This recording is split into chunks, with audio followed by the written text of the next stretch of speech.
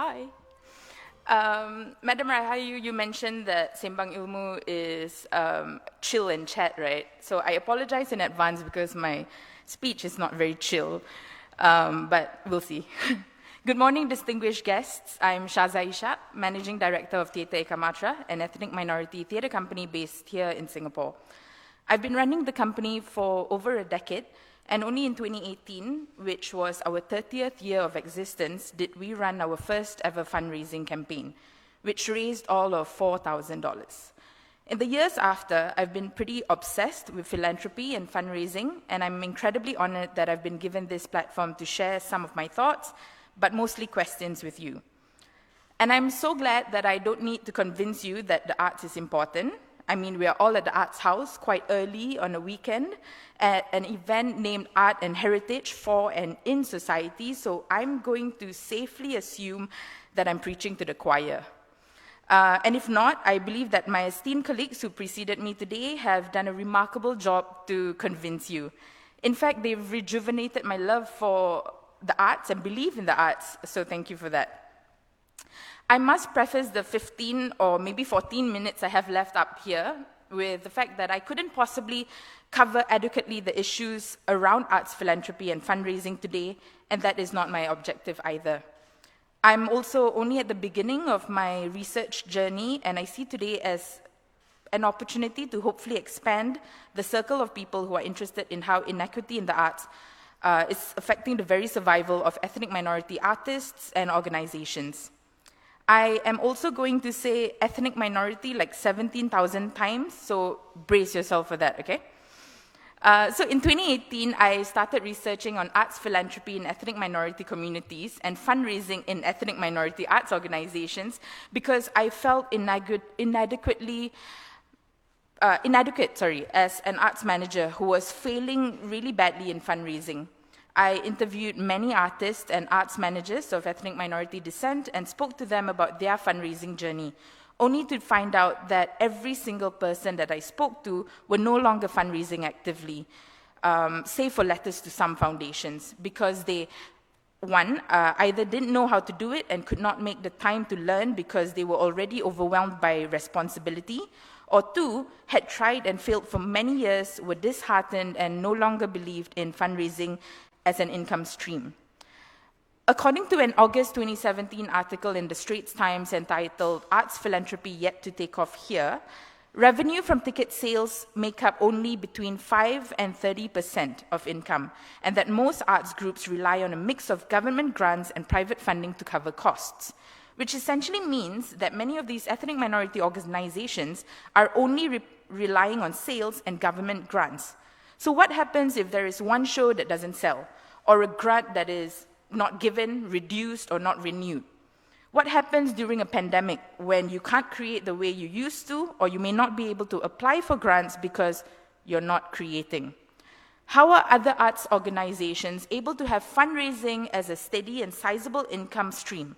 And why are we not turning to arts philanthropy, which historically has been a driving force for the arts the world over? A quick glance at the National Arts Council's Patron of the Arts list for the last few years will make it apparent that very few givers are of ethnic minority backgrounds. Perhaps consequently, and we will explore this later, very few are giving to arts companies which are ethnic minority focused. This phenomenon is not unique to Singapore and has been the focus of several studies which has resulted in tangible initiatives in countries such as the United States and the United Kingdom.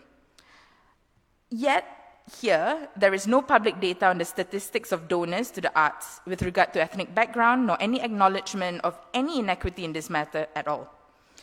In her book, Beyond Fundraising, Kay Sprinkle Grace mentions that philanthropy is directed by values, and those who give are motivated by organizations whose values advance their own values.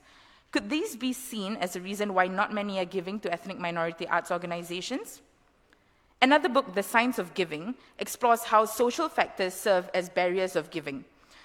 The researchers found that people feel that it is only culturally acceptable to donate to causes in which they have a personal stake. They studied how this may prevent people who might want to donate from doing so. For example, men might want to donate to charities that strive to empower women, but they don't feel comfortable, so they don't. Why? It's the norm of self-interest. People who lack a stake in a cause will feel uncomfortable taking action on its behalf. What then is the implication on ethnic minority arts organizations whose works may not necessarily match the values of the majority? Might artists and organizations serving other marginalized or minority populations be at a significant disadvantage in attracting meaningful sums from individuals? The main causes supported by charitable institutions here remain in the traditional sectors, such as education, health, and poverty alleviation. Research posits that, especially in Asia, philanthropy is traditionally seen as giving money to the less fortunate. Affluent individuals and families tend to make charitable contributions to improve education and alleviate local social problems like poverty, hunger, and disease. Given the fact that these sectors of charity still need a lot of attention, it comes as no surprise that the arts remain quite novel as a philanthropic cause. Much of Asia's philanthropic giving can be traced to the religiosity of its people. Concepts such as merit-making and almsgiving is still the prevalent reason for why people give. For example, in Islam, charitable giving known as zakat is one of the 5 pillars of the religion. Similar concepts exist in Christianity, Hinduism, Buddhism, and Confucianism. However, this is not the only philanthropic motivation prevalent in Asia. With the burgeoning of the middle class motivated by prestige and status, visible donations become a vehicle to offer such a reputation. This is seen in corporate philanthropy, as well as where the reputation of giving in such a visible manner can in turn create business benefits. So perhaps it's not that ethnic minority-ness is the issue, but that the reach of ethnic minority arts organizations is not as extensive as others, perhaps because it's ethnic minority in nature, therefore it is an issue. I guess it's a chicken and egg problem. In the United States and the United Kingdom, it has become established that arts organizations whose main mission is to serve people of color or lower income communities face unique financial and organizational challenges, according to research by the Social Impact of the Arts Project. This means that these companies who have less resources have to do more to overcome their complex circumstances. And with the burden of representation, they not only have to think about the quality of their work and their own financial situations, but additionally, they have to think about how to reach out to their communities, how to nurture their artists, how to offer platforms on all levels, from new entrants to veterans, and all sorts of development programs as well. And as the managing director of an ethnic minority theatre company myself, I can personally share with you that this is exactly what keeps me up at night. There is this self-perpetuating cycle in that there is a general lack of opportunities in terms of looking for donors due to a lack of staff and expertise in looking for such opportunities, thus not allowing us to grow in our capacity and our reserves, which means that the company remains small and unable to look for substantial support. Again, a chicken and egg problem. This means that we are heavily reliant on arts funding granted by the government bodies, and when there are changes or even delays, we are greatly affected by them, perhaps more so than others. Initially, in talking about this, I was looking specifically at ethnicity and how it has affected philanthropy for ethnic minority arts companies. But a factor that kept turning up was class. And one of the findings of Regardless of Class by Dr. Janil Puthucheary, the chairman of OnePeople.sg, the national body promoting harmony, was that people from higher classes are likelier than those from the lower classes to participate in society by, for example, engaging in arts and cultural activities. According to the findings again, it is class, not race, not religion, that is the most divisive fault line in Singapore. A similar study by the Institute of Policy Studies study on social capital in Singapore found that Singapore has shifted from a society based on race to one based also on class, and that while ethnicity and religion remain potent divisions which can't be ignored, the class divide has led to greater inequality. According to an OECD report, Singapore is listed as having the largest gap in the sense of belonging of students at school, going by their socioeconomic status. It is important, however, to note the correlation between ethnicity and class. In 2004, Dr. William Keng Mun Lee of Lingnan University in Hong Kong wrote a paper entitled The Economic Marginality of Ethnic Minorities, an analysis of ethnic income inequality in Singapore, which found that occupational distribution patterns showed that Malays and Indians were disproportionately found in low-paying occupations across all industries, which has caused further ethnic income inequality over the last decades. According to Lee, present historical differences, driven by colonial policy, cultural division of labor, and late entry into the labor market, have led to the creation of barriers which have been effective in excluding Malays and Indians from some of the higher-paying occupations in Singapore. This, of course, has profound effects on the socio-economic status of the ethnic minorities in Singapore, which in turn influences their giving habits.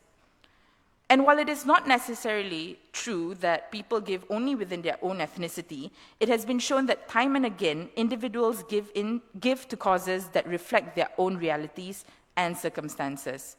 In the arts, it is further purported that class plays a big factor in exposure, appreciation, willingness to participate, much less support. In deciding to approach the subject of arts philanthropy in Singapore as my area of research, I knew that there was a serious limitation in what was readily available in terms of the literature, statistics, and experts in the field. But honestly, I was not prepared for the absolute dearth of information that has greeted me at every corner. While at first doubting my research abilities, and I suppose still doubting it today, my fear is also echoed by several others whom I've interviewed. Why has it not been highlighted as an issue? A look through the boards and management of funding bodies, philanthropic and fundraising foundations and trusts, as well as institutions set up for the purpose of studying philanthropy, found nearly no ethnic minority representation. This phenomenon is not unique to Singapore again. There is a significant lack of diversity among cultural philanthropy leaders, and that influences funding policies and distributions across the arts world. A variety of backgrounds in terms of differentiations in socioeconomic, educational, as well as professions among leaders and management could in fact increase the probability that diverse artists and art forms will be more fairly valued as well as assessed, in ways that are more appropriate for their cultural and social context. The backgrounds and life experiences of the people making these decisions will affect allocations and how funds are allocated. And this is not to say that a mono-ethnic, mono-everything foundation may not value or advocate for diversity, but the absence of representation already suggests blind spots that may affect their decision-making. These leaders are the ones who will determine what sort of artists, art forms, and creative processes will receive support and resources. These are the organizations which will form relationships with individual and corporate donors, as well as trusts and foundations. These are the institutions which will be able to influence donors' views of what the cultural sector looks like and what is required to support it. Diversity is unwaveringly important in order to achieve any sort of equity in arts funding. Some may argue that many of these decisions are driven by the quality of work that these artists and arts organizations create. And of course, quality has to be an important factor in the funding of the arts, but it should not be and cannot be an absolute. The understanding of quality needs to be more fluid and take into account the artistic and or cultural tradition that the artist or company is pursuing. It needs to take into account the relevance and impact of such works to the audience. And it may be admittedly be riskier, but if there is any sector where risk-taking and imagination are as important as virtuosity, it's the arts. Culture and art are critical components to transformation in marginalized communities. But if the evaluators and decision-makers have a standard of performance and expectation that is inconsistent with the fundamental premises and values of the organization, then the institution will always fall short in their eyes. Is there only one standard we can apply to determine a project or institution with promise? Don't we need a more imaginative set of lenses through which to look for and see transformation? How then do we approach this inequity in the arts philanthropy landscape in Singapore? I believe that the key is first and foremost, we need to acknowledge it as a problem on a national level instead of continuing the dismissive stance that we have taken thus far. We need to acknowledge that perhaps the cause of this situation is the way the arts sector has been shaped based on colonial values and traditions, reductionist CMIO approaches to our understanding of race, ethnicity, and culture, upholding certain art forms over others, and it's a pattern echoed in many countries throughout the world. We need to explore how ethnicity, class, and concentration of wealth may have made certain trends in arts philanthropy that may be hard to determine and harder still to change. Secondly, we undoubtedly need to call into question the absolute homogeneity of the management teams of important cultural institutions who shape the very foundation of philanthropy here in Singapore. And thirdly, while money is important, it's not the only factor. The inequity in arts philanthropy and in the arts scene itself will continue to worsen unless we take a step towards a systemic change. This may be in investing in diverse leaders so that more voices are heard, or engendering a change in the mindsets of funders in their understanding of the role of the arts in communities. With the current and urgent conversations throughout the world regarding the importance of representation and diversity, we are at a turning point and we need to capitalize on it. There is more understanding of the importance of supporting the cause for more diverse voices in the arts and elsewhere. A great challenge lies ahead, but I choose to see it as an opportunity to have a more honest, albeit incredibly uncomfortable conversation with the society at large. But that might bring a brand new appreciation for the importance of arts and culture and how, through its betterment, we may take strides together towards a more inclusive and equitable society as a whole. Thank you.